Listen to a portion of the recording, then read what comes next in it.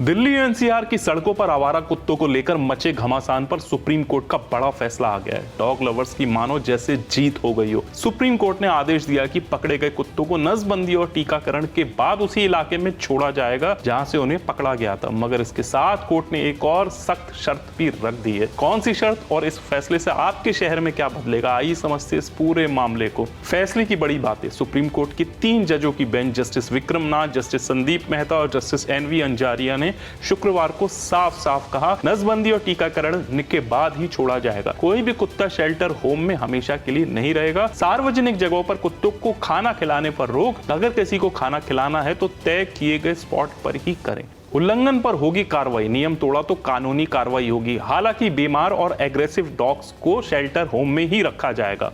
मतलब साफ है कि बेतरतीब तरीके से कुत्तों को खाना खिलाने वालों पर भी लगाम कसेगी। पुराना आदेश और नया बदलाव आपको बता दें, इससे पहले सुप्रीम कोर्ट की एक बेंच ने दिल्ली, नोएडा, गाजियाबाद और गुरुग्राम में सड़कों से सभी आवारा कुत्तों को पकड़कर शेल्टर होम भेजने का आदेश दिया था। तर्क था, रेबीज के मामले बढ़ रहे थे, पब्लिक सेफ्टी खतरे में थी, मगर पशु अधिकार कार्यकर्ताओं और डॉग लवर्स ने इस आदेश का जमकर विरोध किया। उनका कहना था, दिल्ली एनसीआर में इतने बड़े पैमाने पर शेल्टर होम की सुविधा ही नहीं है। कुत्तों को जबरन कैद करना उनके अधिकारों के खिलाफ है और यहीं से शुरू हुई कानूनी लड़ाई, जिसका नतीजा अब सामने है। क्यों महत्वपूर्ण है ये फैसला? सुप्रीम कोर्ट का ये फैसला सिर्फ डॉग लवर्स की जीत नहीं, बल्कि एक संतुलन बनाने की कोशिश भी है।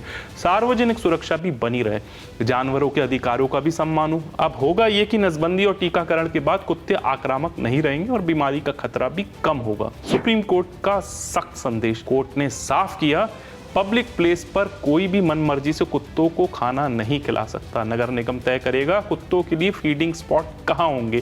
कानून बने ताकि नियम तोड़ने वालों पर कार्रवाई हो सके। यानी अब कुत्तों की जिम्मेदारी सिर्फ डॉग लवर्स की नहीं, बल्कि सिस्टम पर भी होगी। ये फैसला आने के बाद अब नगर निगम और स्थानीय प्रशासन की जिम्मेदारी बढ़ गई है।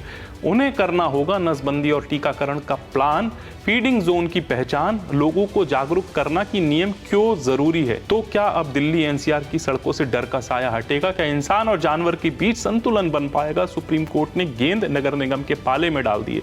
अब देखना है कि कुत्तों के हक और इंसान की सुरक्षा दोनों का साथ कैसे निपटा है। जय हिंद।